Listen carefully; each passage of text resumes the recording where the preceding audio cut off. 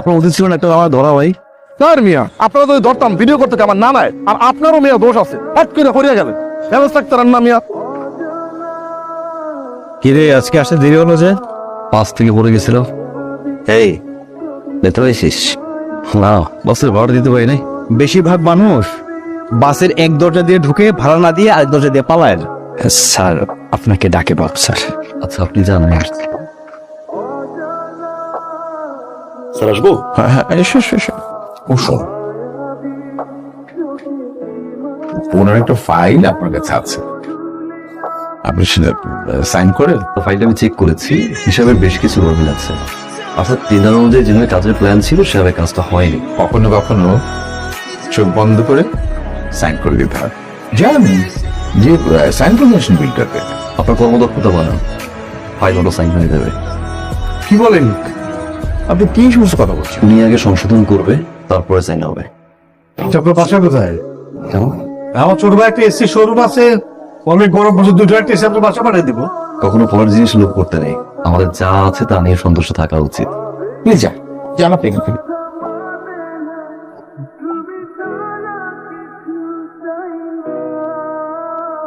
ঝোল আছে? আসি।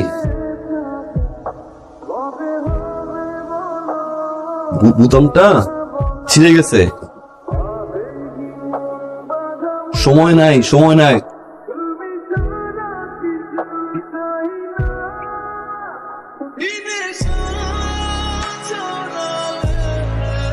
ঠিক আছে, ওকে আসি। ফাজলামো করো আমার সাথে। আমি কি করলাম আবার?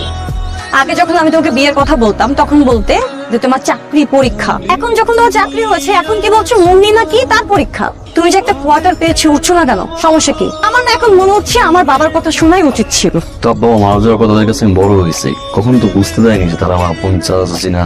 তুমি যদি ওই বাসাটা না ছাড়ো আমি কিন্তু বাবার সাথে তোমাকে পরিচয় করিয়ে দিব। বাবার সাথে পরিচয়ের সাথে বাসা চিনে সম্পর্ক কোথায়? কি পরিচয় করিয়ে দিব?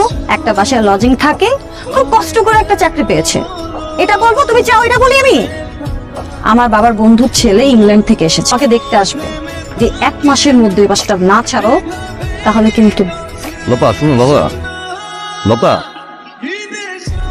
লতা, আপনাকে এত করে বলার পরেও আপনি বিলটা সংশোধন করে ওনাদেরকে দিলেন। কারণ স্যার এটা অন্যায়।